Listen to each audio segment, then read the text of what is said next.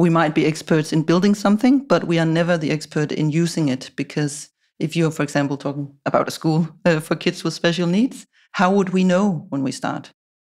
So we had to be really mindful about meeting the teachers and the pupils out there, trying to understand what the special needs meant in regards of their physical environment.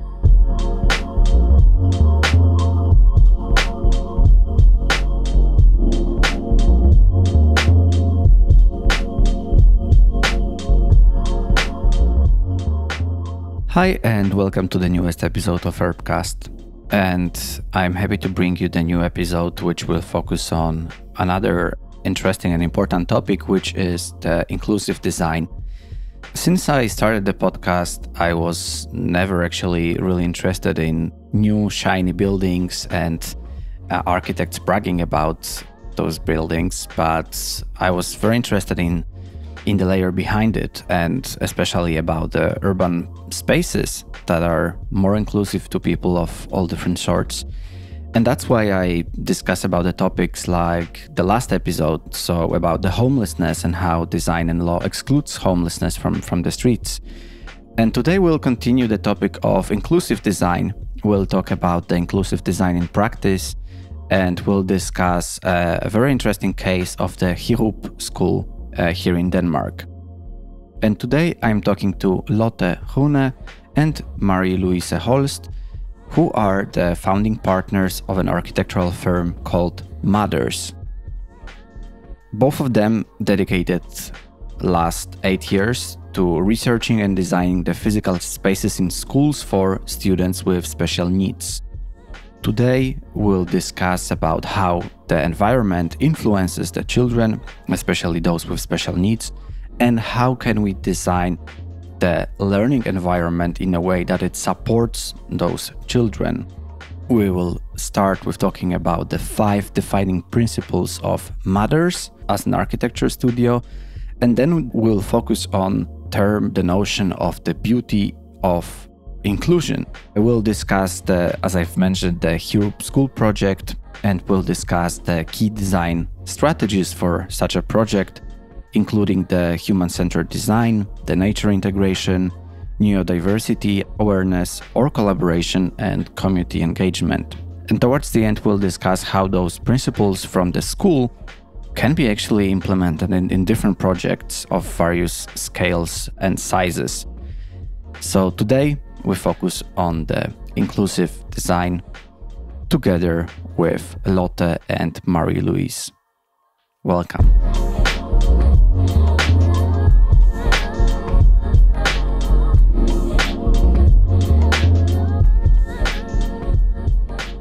Lotte and Marie-Louise, welcome to the podcast. Hi. Hi. Hello. Thank you. It's an important topic we'll discuss about today, and I'm really happy to cover that topic in this podcast, because I'm not talking about architecture that often. And the topic today is, of course, it will be about architecture, but it will go beyond. And that's something that is really important to me. But maybe before we dive into the topic itself, the inclusion and the school, I would really love to introduce you to the listeners. There might be some people that haven't heard about you and haven't heard about the office as well. So could you say what is your philosophy behind your work, and also why did you create the office some time ago?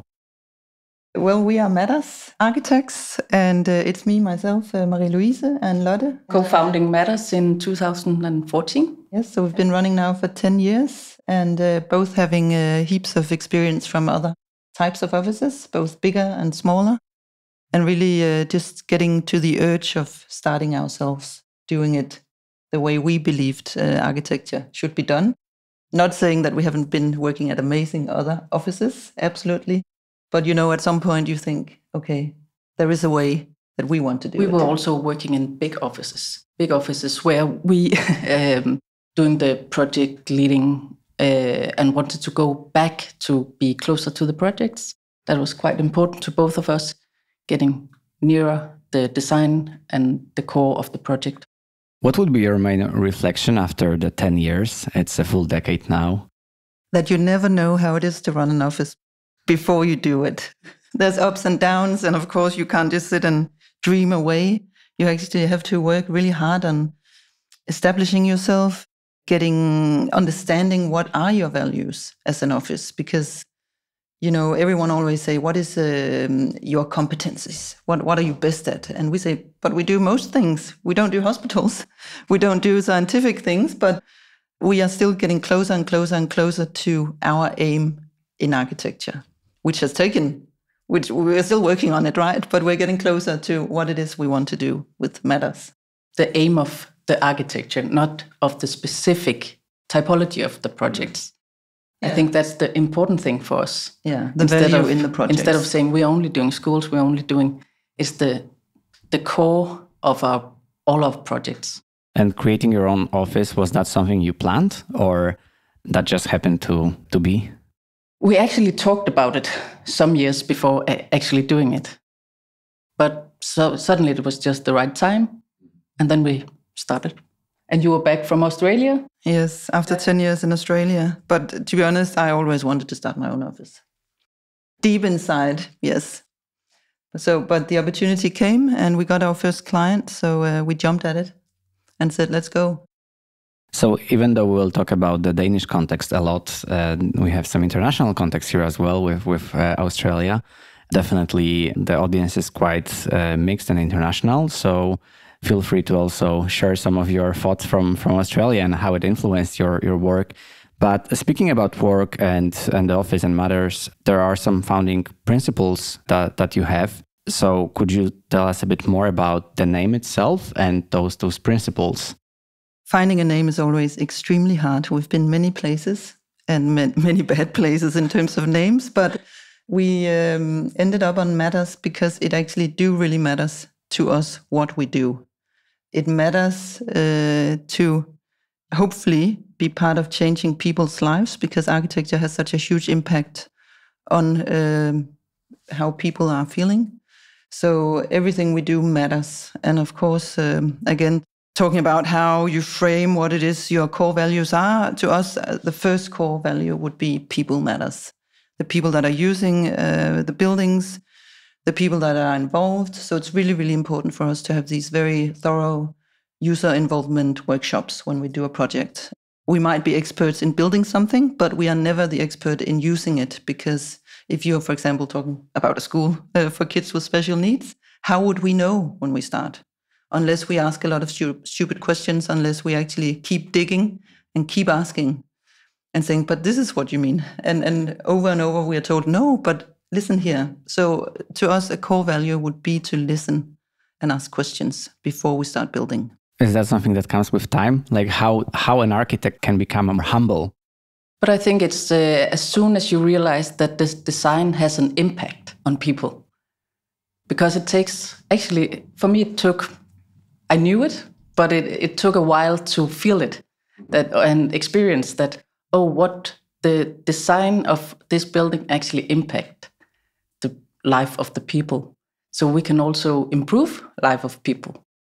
In the beginning, just being a checklist, saying, we have to have a workshop involving the users. Kind of feeling it being an annoying additive to your project mix. I think we have learned to ask better questions, to get people to reflect and ask deeper questions, which means that we can get some of these core values for the user and turn them into architecture. So we always say, dear friends, we are listening. You're not getting everything you say because there's a budget, there's a time frame, there is practicalities, but we're listening, and we, with our architecture glasses on, will sort them and try to shape them in the direction that we hear you're saying it. And I think in that regards, we feel so blessed every time we have had a workshop, because we do get key values and such good ideas, right, that we can just take and start to shape and to create into something they can use. And we also, of course, feel that by doing that, the users feel so much more engaged with the building afterwards and happy, because they can see, I was part of designing this. So one thing is putting people in the middle. That's one of the principles. What are the others? Of course, placemaking. We would do the opposite of placing a UFO on a site. Like we would learn whatever there is to learn about an existing building or an existing site. We would try to dig a bit deeper, trying to understand history, trying to see, is there anything in this context where we can start to link back to the original ideas of the site or an old suburb, to actually link people with history as well, or to link them with the specific way the sun moves on this site, or these old trees might have a meaning. So it's very much about understanding the site itself, making a place that is already there, but people might have forgotten why it was there. Or what is the special thing about this place? Which brings us to the uniqueness. Exactly, because that's also one of our key values. And it's a term we have been discussing a bit, because sometimes this thing with being unique can be misinterpreted in terms of just being something that it's a bit too special for the rest of the world. But it's not what we mean. We just mean with the uniqueness that if you create something that has some special, I don't like the word feature, but it has some special places within it that people remembers and are starting to create a big connection to, then we also believe that the users will take more ownership and love being in the building. And I always say it's like the girl with the skewed front teeth or something. You know, she's so charming and you'll remember her, right? She's not just like all the other ones. And we like our buildings to be special in that term, that you can find your own place in the things that we do. It's the place that you remember and go to when you come there next time. I think it's an amazing notion of this genius loci, which is this kind of specific place, that a specific atmosphere that, as you say, you will go and revisit because it will be deep in your memory and you would like to relearn and reconnect. That's beautiful. How can you create this uniqueness and this sense of uniqueness of a place? It's not about money. I would like to say that, because it's not about flashy surfaces, or it's more about, maybe it could be about scale, right? It could be somewhere where you have a specific window that suits you when you are in a certain age, or you have to bend down, or it could be a texture that reminds you of being outside. Like, I think it's actually just about creating varied opportunities for engaging with the space. And maybe also opening the user's eyes to a specific site or a thing that is happening on the outside, or something where you have to think twice. I think that's, without being hard to navigate, just where you stop and think, okay, I actually have to make a decision here. Do I want to bend down and look in, or do I want to put myself in this niche, or what is it? How do I use this space? It's not just a white box with timber floors. It has something else to offer where you have to engage in a certain way. I actually think the recipe is the two first, the people matters and the placemaking matters, with a bit of imagination that creates this uniqueness. But also mentioning the materials, you just mentioned timber, it brings us to another value, which is the sustainability, which I would love to ask you also about, because sustainability as a term seems to be very broad. Like, it's been used for many, many years now, especially in the architecture industry. You know, almost every office is saying, we want to be sustainable, we are doing sustainable architecture. What does it mean in your example in Matters? It's an extremely hard term, right? Because, as you say, what is greenwashed, what is not greenwashed? If we really want to be sustainable, we shouldn't build, right? We should actually only do transformation projects. We love to do that, and I know the world is now also realizing, not because of us, of course, but everyone knows that actually we should try and see how can we reuse what we have and change it to modern needs. But for us, sustainability, we believe that sustainability should be a logic choice in terms of seeing what is near the project site. Maybe we shouldn't import things from far away. If we can get something that is as good close by, maybe we can start to look at how can we reuse existing furniture pieces, how can we, all those things. We believe that it should go hand in hand. Beauty and sustainability can go hand in hand also when it's reused.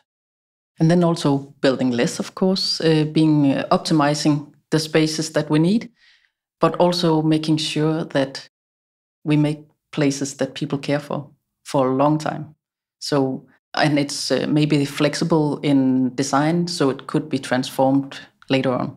Optimizing is a very efficient word, but that's also words that when you speak to municipalities, that is something they really understand, right?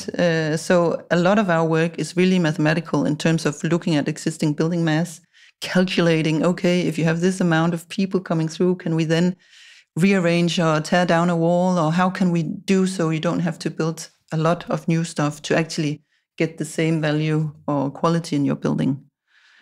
And then with everything what was already said, we need to add one more ingredient, which is extremely important.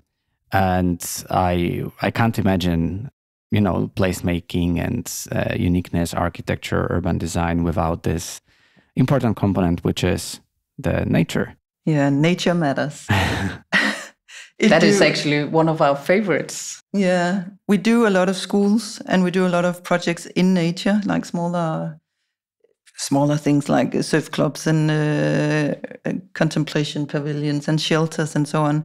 And now, it's on everyone's lips, but we know that health, comfort, and happiness is part of being outside. And whatever project we do, whether it's a school or whether it's being outside in nature, we really try to diminish the threshold between inside and outside and do whatever we can to encourage users to open the doors and go outside and do half of what they're doing inside. It's so important to us to try and reconnect man and nature, our users. So that means a lot also in terms of choosing materials, if we can, natural materials with texture, trying to, again, make the user's brain work in a different way, that you can respond to a texture compared to how you respond to a blank surface. That's very important. But also teaching the users somehow that nature is broader than just going out into the woods. It's also us going out into the streets, seeing the cities, feeling the fresh air. This is the diminishing of the threshold. Also to be mindful about how can you create a better connection between human and nature. Especially inside, because we spend so much time indoors. I think the statistic says it's about 90% of our time that we spend indoors. So obviously it's also important to introduce the nature inside.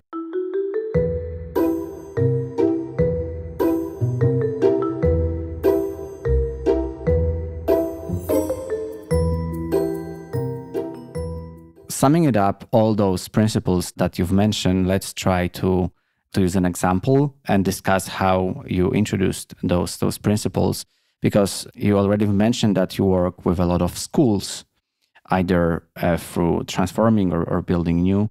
And there is this great example we decided to cover in this episode, which is the Heerup School project. And this is a very special project because it is a special school for children with special needs. And I think that it would be great to start with this notion of something that you've already brought when we've been talking about this, about recording this episode, that there is no beauty in exclusion.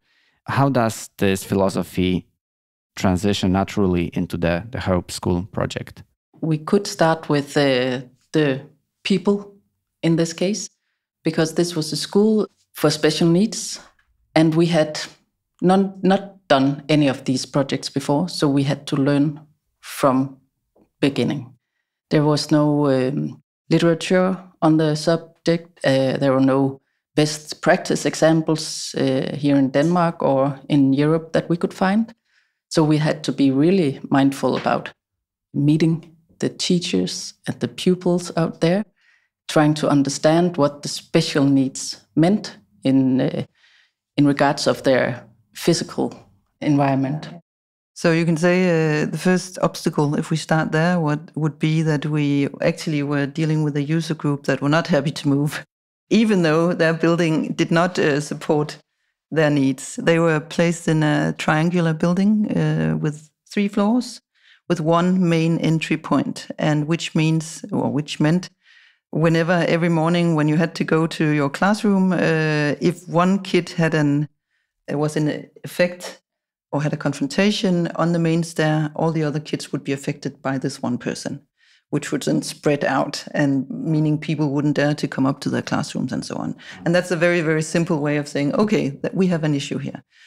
They were then asked to move to Heerup School in Vanløse, which is a traditional 50s building, actually rather beautiful building, but typically with long, dark corridors, lots of corners, lots of different levels, and super square, right? But, beautiful in its own way. And our task was, of course, as Lotte say, really to engage with the user and say, what is it you need? We are not experts in this. But the aim was then to say, okay, how can we take this and change it to open light-filled zones for movement and flow? How can we navigate the different levels? How can we create a variety of spaces and give possibilities both inside and outside for these users? And also, I would like to say, when we talk about kids with special needs, we like to call it kids with curious brains, because the municipality of Copenhagen has this very, what would you call it? It's a super hardcore way of dealing with people. They're in different categories. So we're dealing with category 4 kids.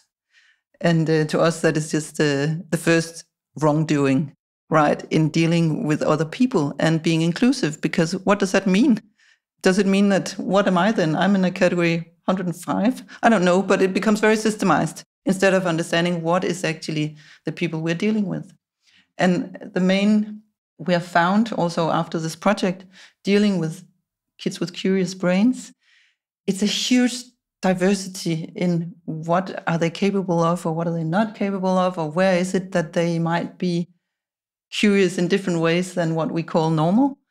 So it's super hard to actually understand what user group are we dealing with, because they're not alike. No one is alike.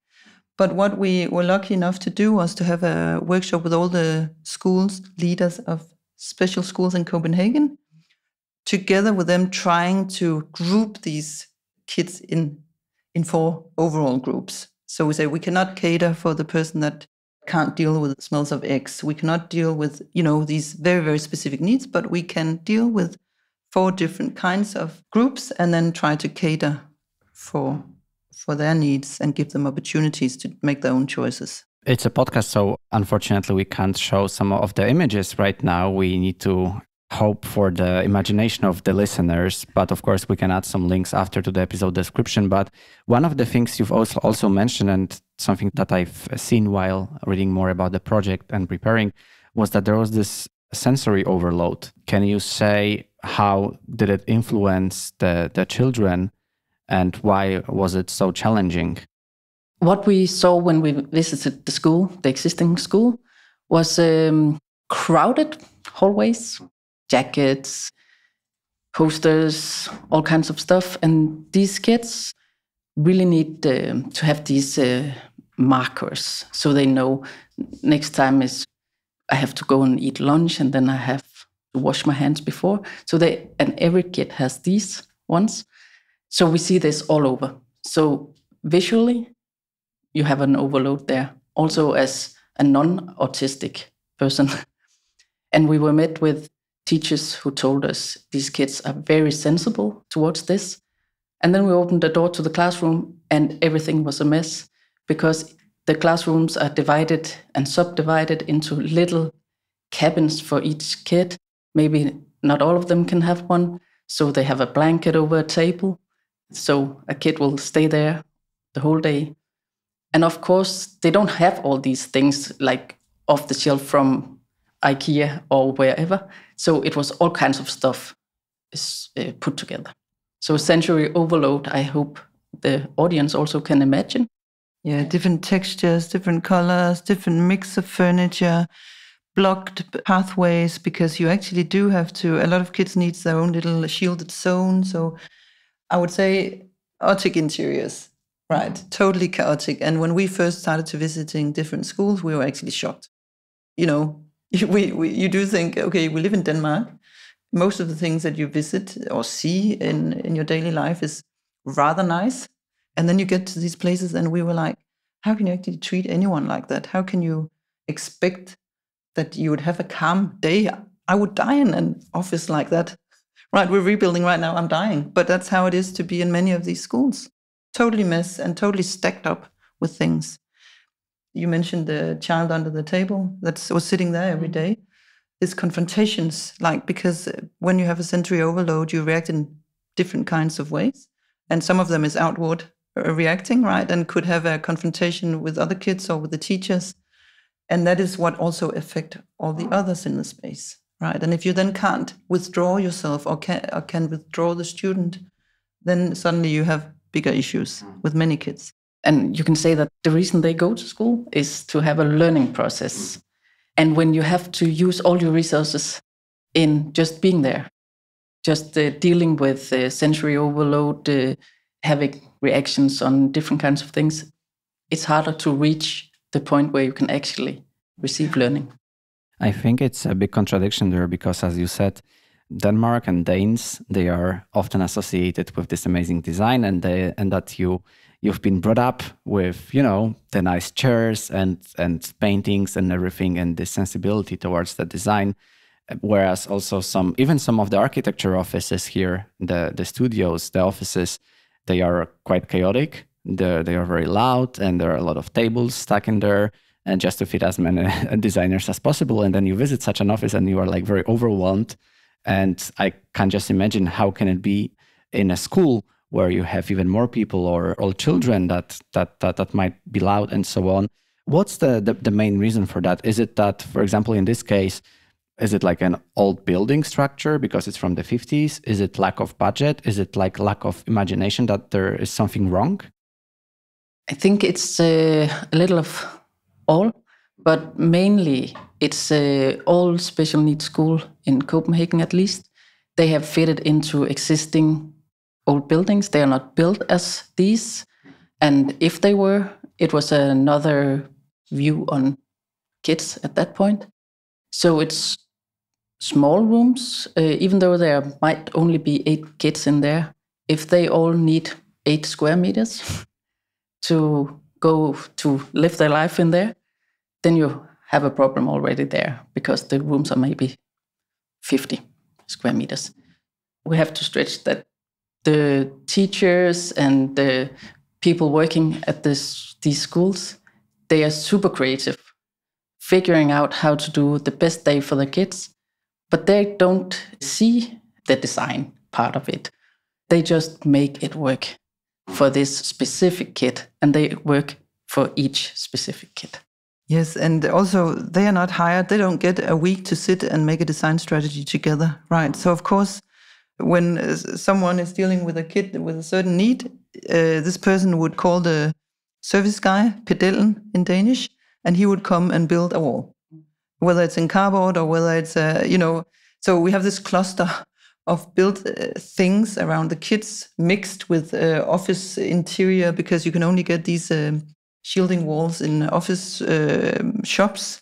So I also think the people that works with the kids are extremely engaged. They try to do the best for the kids. And one of the teachers from Heerup School, when we worked with that, she, at the same time being super engaged, she also had an eye for design. So she was showing us how this specific child was sitting at his table. Then she had a sheet that she could turn in different directions. So when he had to concentrate, she put it in one direction. When he was ready to follow what happened in the main space, he opened it up.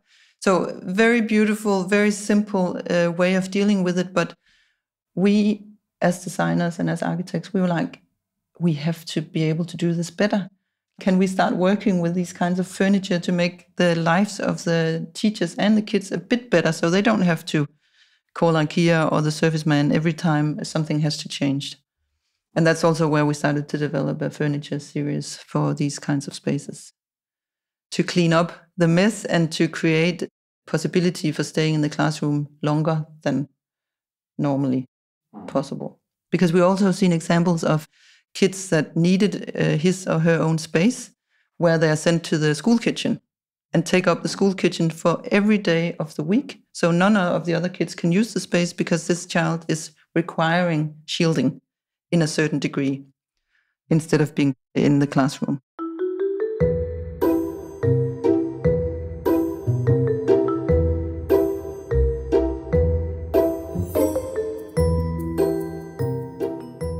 Let's discuss even further the design strategies. You realize that the situation is far from being great, and then that there are many challenges, and the school staff is of course doing their best, but they are also having very limited possibilities.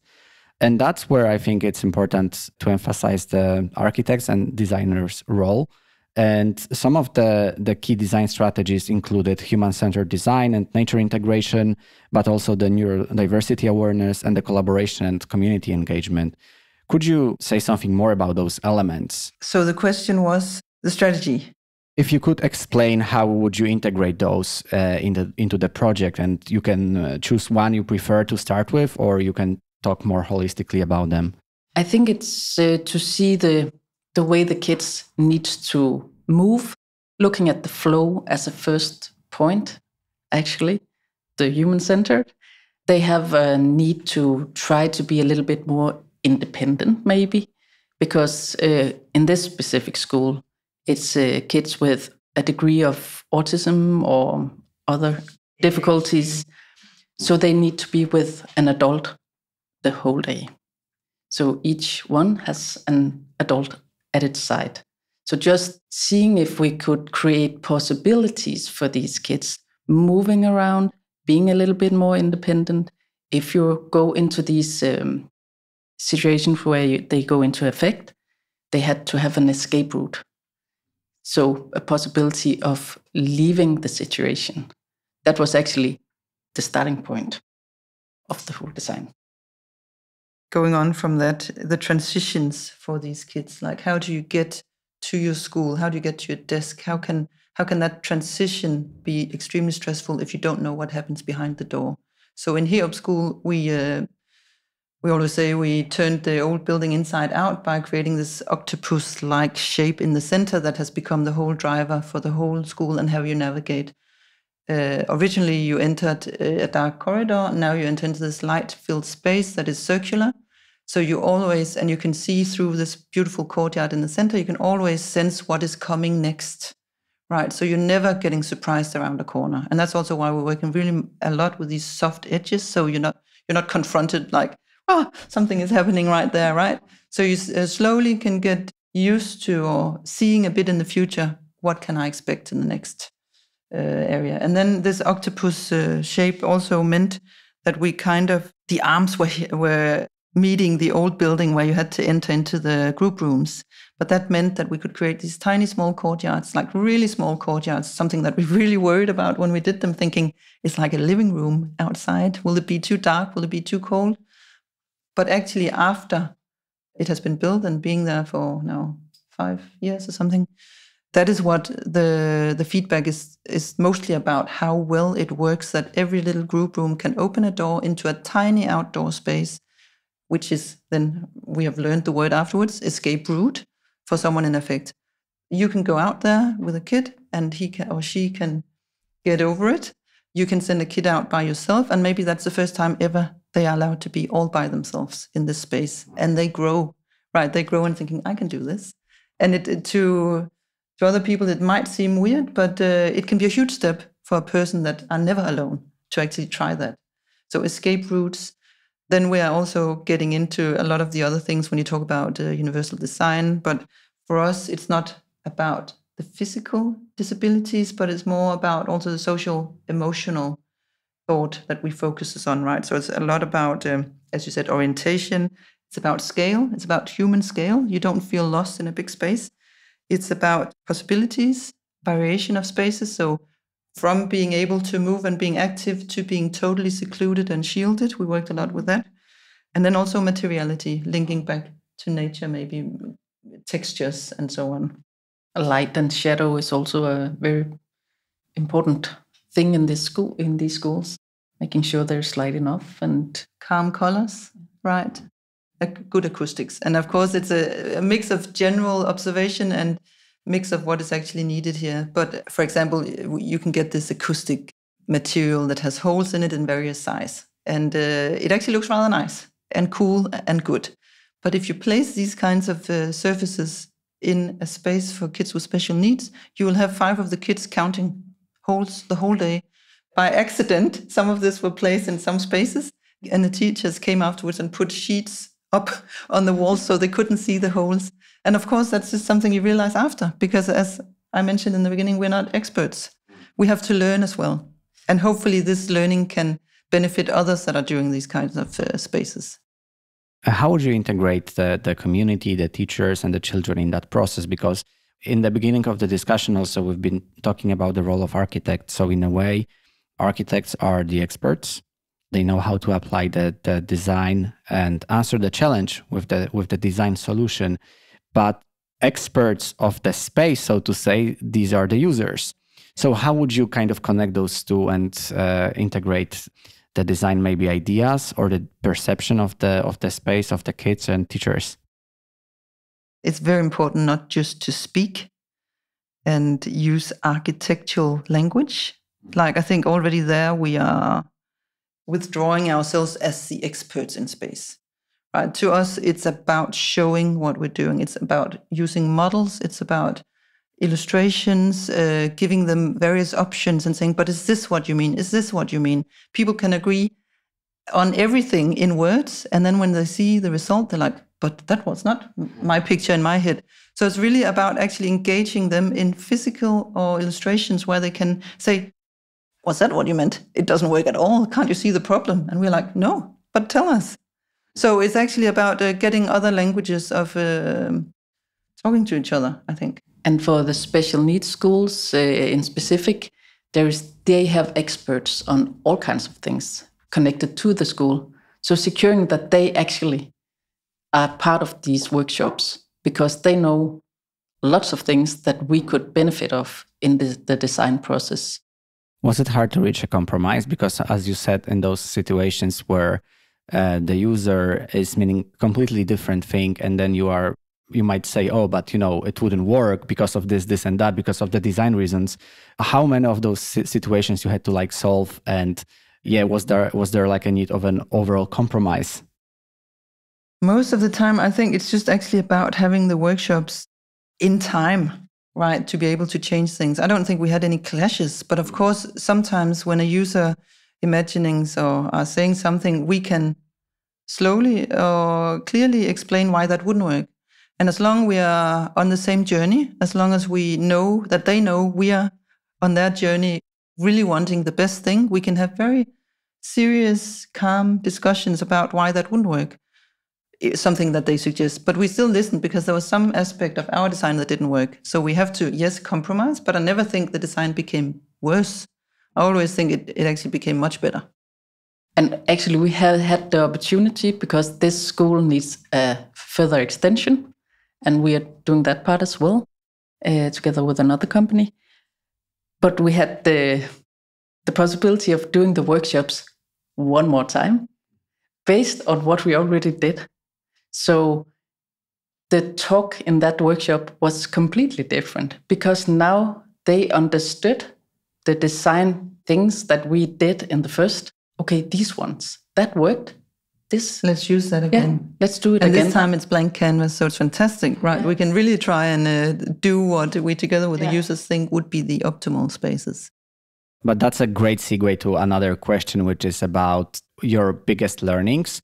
So where you would come back and have another workshop or the so-called kind of post-occupancy reports and so on, what would be the things that you had those aha moments with? So that, for example, you knew that something worked well or maybe you've been surprised that something was well. So about the lessons. I think the little courtyards were aha experience for us. Not aha, wow, did it work? Because we believed in it, but seeing that it actually made a big difference for one kid or the individual kid to go out and be independent. That was a surprise. Because how well it worked. Yeah, how well it worked. I couldn't imagine that. No. Yeah. So that's a positive experience. And then, of course, there's many things that we know how to do different by now. Okay. And better, perhaps. Absolutely, 100%. But I think it's always extremely hard for architects to measure whether their building is a success. You can go and say, yes, they seem happy enough, right? And then there's always someone knocking you on the back saying, oh, the kitchen is too small, right? Fair enough. It's not about the prizes. Exactly. Let's be honest. Although it's also good to have a prize for your own building, but but in this case, the school runs, of course, like other schools. They run these tests every year, saying, okay, how many teachers were sick this year? How many confrontations did we have kids to kid, and how many confrontations did we have with kid and teacher? And that has fallen by half, and that is the best success we can ever wish for, right? Also because we work with space all the time.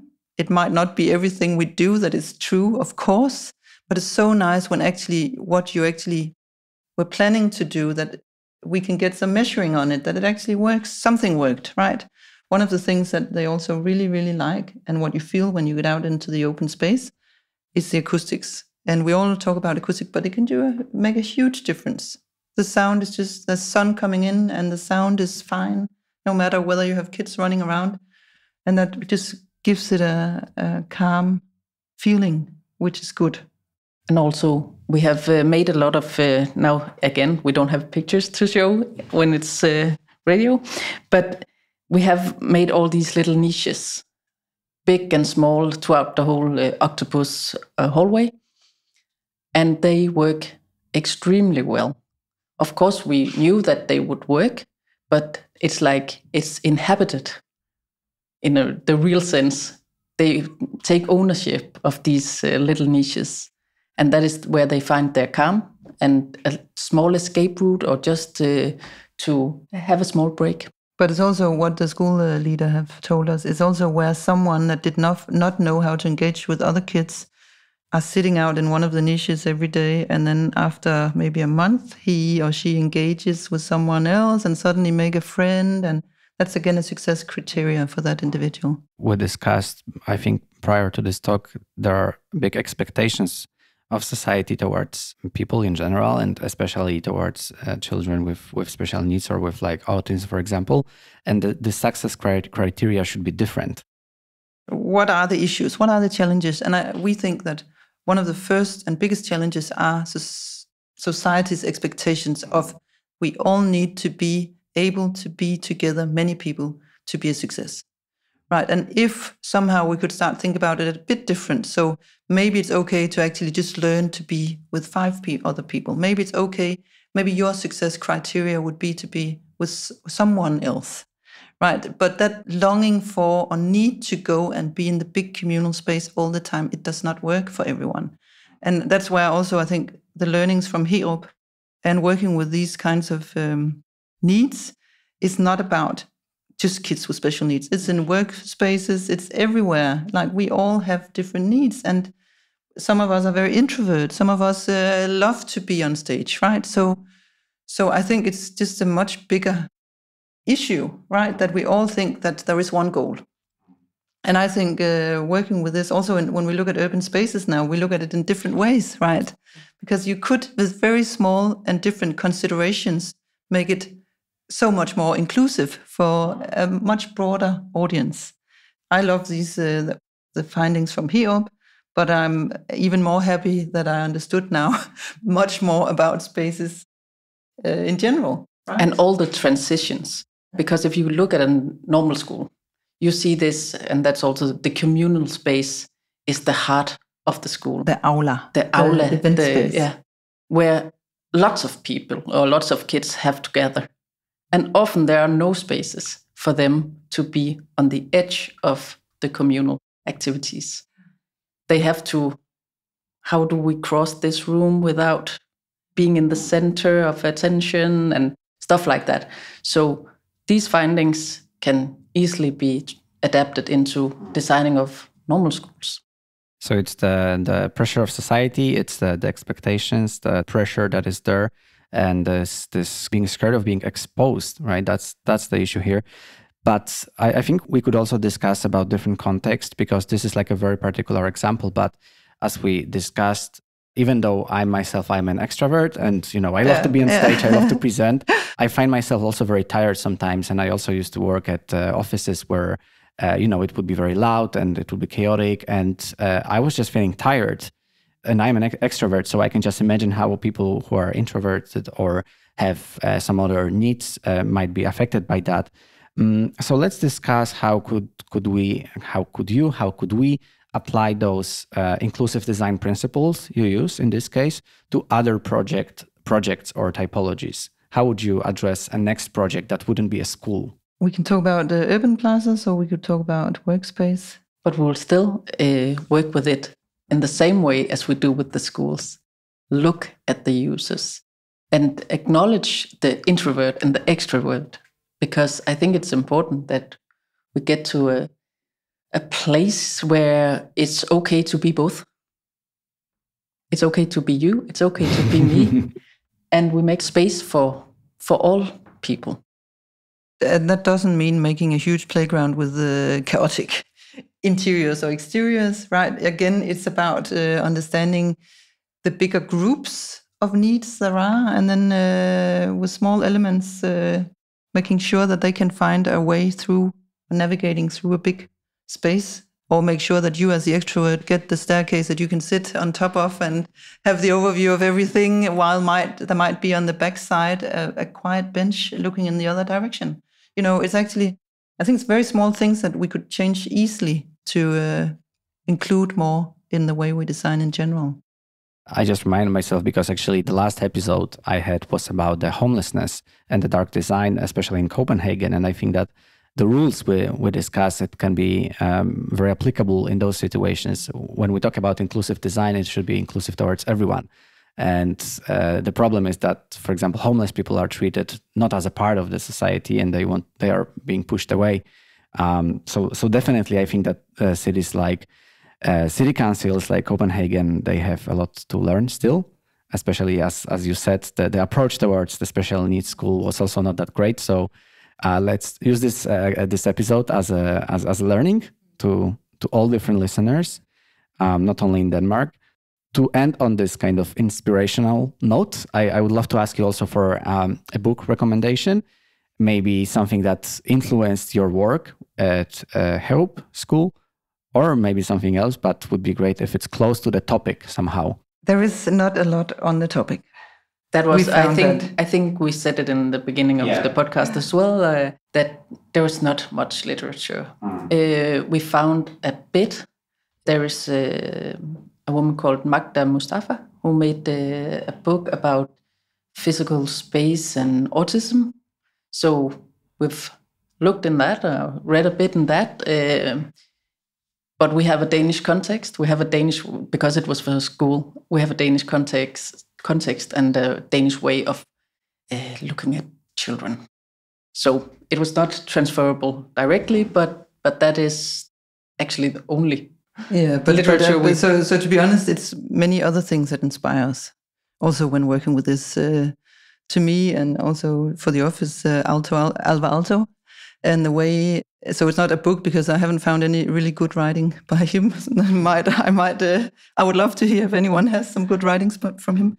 But the way he deal with moving through spaces, the way he deal with bringing bits of nature into the spaces, the way he thinks we can easily merge this very rectangular buildings with something that is much more flowy and engaging differently on the body, with textures and with scale and with materiality and so on. So to me, it's much more felt in looking at other projects than actually reading a book where I thought this is actually amazing in terms of these kinds of projects. Book by Magda is more specific on autism and the knowledge of how they experience space. But there is one book that always inspired me heaps. It's called Spatial Intelligence by Leon van Schaik, an Australian author, a professor. And reading that, understanding how much space how space is part of who we are, like how waking up in the space every morning with this kind of texture on the wall can make a setting in your brain there where you feel safe, or where you...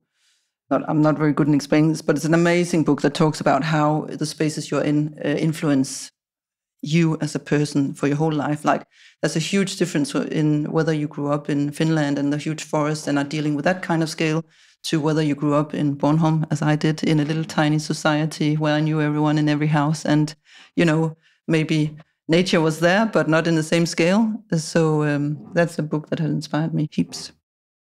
Thanks a lot for the recommendations. I will add them in the episode description, as well as some information about the project. So you could share a link with me after, and we can add it as well, so that the listeners can also visualize better what we've discussed the about. octopus. What is the octopus? and exactly, and have a look at take a look at the octopus in the project. But for now, Lotte Marie-Louise, I wanted to thank you a lot for being in the podcast and for sharing this very interesting project. And I hope that it will also serve as an inspiration. You never know who will listen to this podcast. It might be other designers. It may be also city councils from different countries. So I hope it can also serve as a connection between you and some other potential interesting projects.